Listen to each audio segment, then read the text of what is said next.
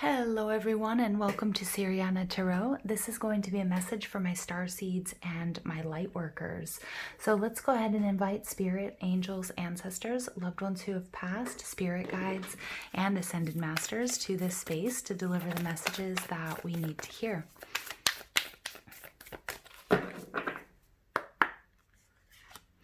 All right, look at that. Some of my Lemurian starseeds out there creating heaven on earth. It's happening.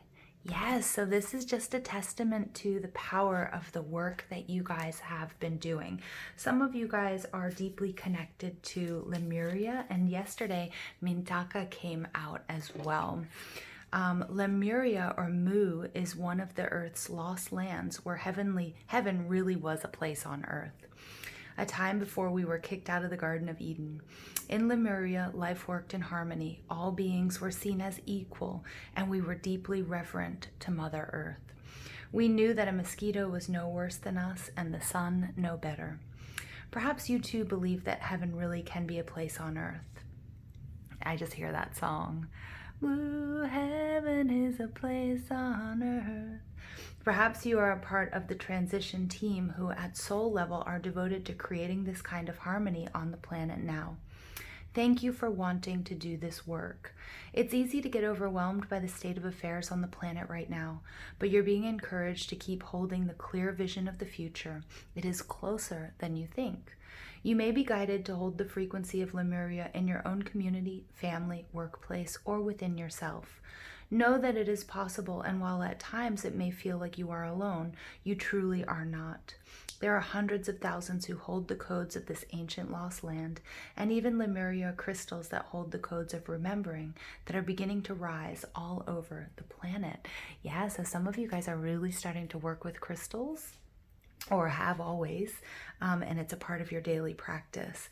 Keep doing what you are doing, and remember, the only way to heal the world around us is to first heal ourselves.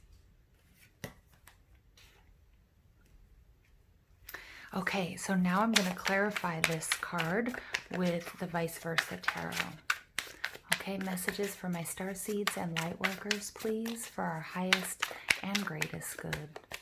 Messages for my starseeds and my lightworkers for our highest and greatest good. Wow, look at that, healing. The Temperance card pops right out. Just confirmation here that your angels are near, and that also you guys are earth angels. Those of you listening to this message and where it resonates, with whom it resonates, this is confirmation of your healing power, especially if you yourself have been, especially you yourself, if you have been unhealthy or unwell, or you've just been feeling quite exhausted. All right. All right. Yeah, look at that. It's time to release some burdens, you guys. All right, your overall energy, this is the Seven of Pentacles, Taurus, Virgo, Capricorn energy. The Seven of Pentacles also represents more specifically Saturn and Taurus, but it's about a loss, something that you really invested a lot of time, energy, love, money, and resources into. Again, I'm really picking up on some of you guys might be physically unwell, and maybe you had to take time off of work, but something here that you've invested in isn't yielding the results that you wanted, and you're starting to see that you're going to have to learn from this loss, see how you can correct or learn from any of the mistakes. But they're telling me it's not quite mistakes. It's actually, you just learn from what worked and what didn't work, because I'm getting these weren't mistakes. They weren't your mistakes. And something here hasn't come to fruition, and it's been very frustrating, but there's a lesson in it for you. And I'm really picking up on you feeling drained here, really, that you're feeling drained, and Lemuria is coming here to remind you that you're not alone, and that what you're working towards can happen, but we're going to see little ups, and we're going to see downs, we're going to see ebbs, and we're going to be flows, that this is a process. With the Sagittarius card of temperance, we get balance, we get healing. So it's a testament to your power to heal yourself and to heal others. The work that you're doing is so beneficial, not only for you and your family, your community, but for Gaia as a whole. And a reminder too that your angels are nearby. So even if you're facing a little bit of difficulties and feeling a little bit downtrodden because of this Seven of Pentacles energy, never fear, don't worry, that we can transmute this energy and turn it into something really positive. Then we get the Two of Swords. This is Moon in Libra, but can represent Gemini, Libra, or Aquarius energy. And it's all about making a choice. It's about being of two minds. You're at a crossroads. You have two options. Both of these are perfectly good options. We have the red fire, the blue water.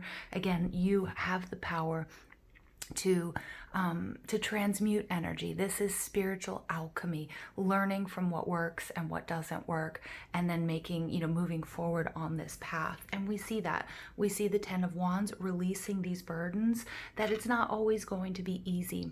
But what I love about this side is he's carrying these burdens, but he's making that final push, because we can see where he's taking these wands or these logs or these branches. No matter how heavy they are, he has that power to push forward and make it to and get to where he's going, okay, which may be home. All right, so I'm just going to go ahead and pull some final messages from the fairies for us. Okay, it's happening, even if there are little bumps in the road, you guys. Even if it seems difficult or it feels like, something didn't work out, it's all about learning and growing from that.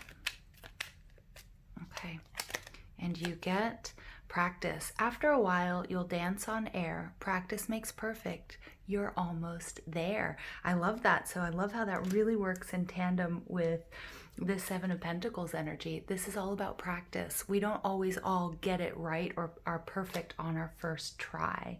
Okay, and then we're almost there. Look how close you are to getting to where you want to go. I love that. Okay, and then another message, please. We get animal healing. No matter the creature, earth, sky, or sea, animals show us how true love can be. Yeah, so some of you guys have been really protected by, your familiars and by your pets. And they might be helping you and guiding you on this journey. Some of you might feel really alone, but you might curl up with your cat or your dog, or find solace with, whatever animals that accompany you, or just in nature. But also, it's really important to take a look at how animals, when they're sick or when they're injured, how they heal themselves. They rest, they replenish, okay? And that's necessary for us too.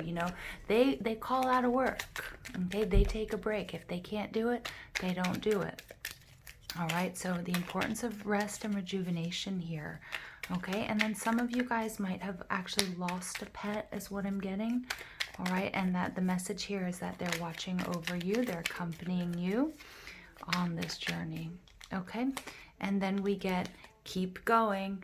The world at times is big and loud, but we'll make sure you're safe and sound.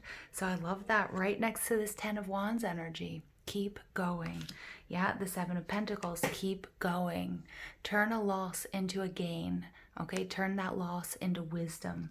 And underneath that, I can't help but notice we've got the Fool card, a new journey. Be optimistic. There's so much here for you. You're on the right path. You're doing the right thing. All right, you guys, I hope you enjoyed this message. I love you so much. Thank you for listening. I hope you have an absolutely beautiful day. Take care.